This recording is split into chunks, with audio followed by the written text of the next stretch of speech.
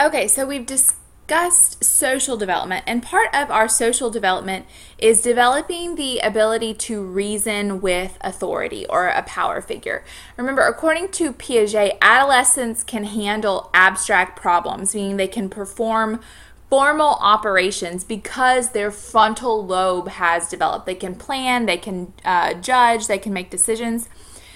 And adolescents can do all of these things, and so they can distinguish good from evil, truth and justice, and they can think about God in deeper terms. Part of this deals with developing a sense of morality. Lawrence Kohlberg, sought to describe the development of moral reasoning by posing moral dilemmas to children and adolescents. So he specifically worked with young boys, and he asked the children a question: should a person steal medicine to save a loved one's life?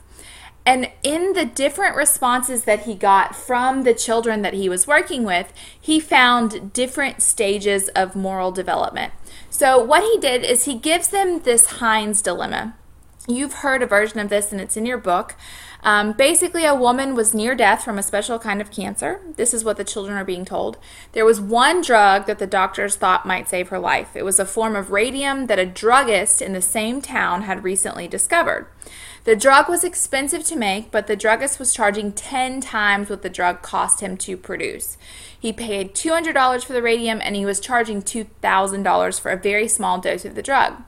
The sick woman's husband, Heinz, went to everyone he knew to borrow the money, but he could only get about half of what it cost. He told the druggist that his wife was dying and asked him to sell it cheaper or to let him pay later. The druggist said, "No, I discovered the drug and I'm going to make money from it." So Heinz got desperate, broke into the man's store to steal the drug for his wife. And so this is called the Heinz dilemma. The children were then asked, should Heinz have broken into the laboratory to steal the drug for his wife? Why or why not? And through the different responses of the children, he came up with 3 different levels of moral thinking. The first one is this pre-conventional morality. Around a toddler's age from age 9. So before age 9, children show morality to avoid punishment or gain reward. So someone who's in the pre-conventional morality stage is going to say, no, absolutely not. Heinz should not have broken into the store to steal the drug because you are potentially going to get in trouble. You're going to be punished for what you did. Therefore, he should not have broken into the store. That's a pre-conventional morality stage.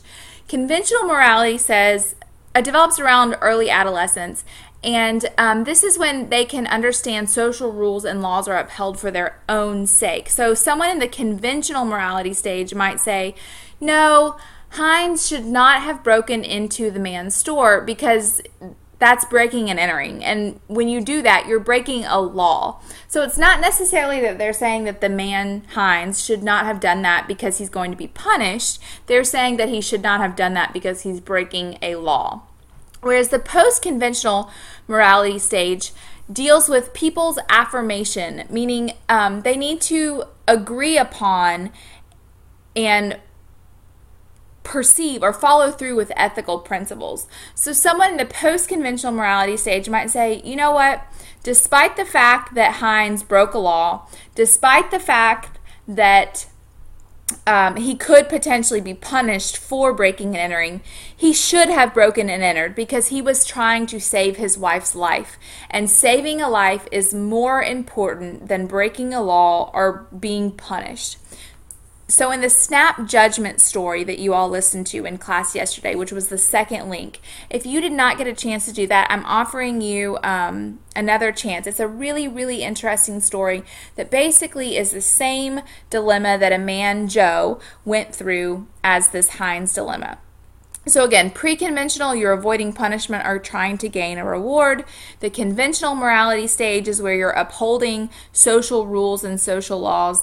And then the post-conventional morality stage is where you are able to think about it from a higher level. So if you go through the ladder, think about it as a ladder. At the pre-conventional stage, I don't care if it's the law, it's not right. I'm sorry, let's start at the bottom of the ladder. The pre-conventional stage, I better share this toy or mommy will be mad. So he's trying to avoid his mother being mad.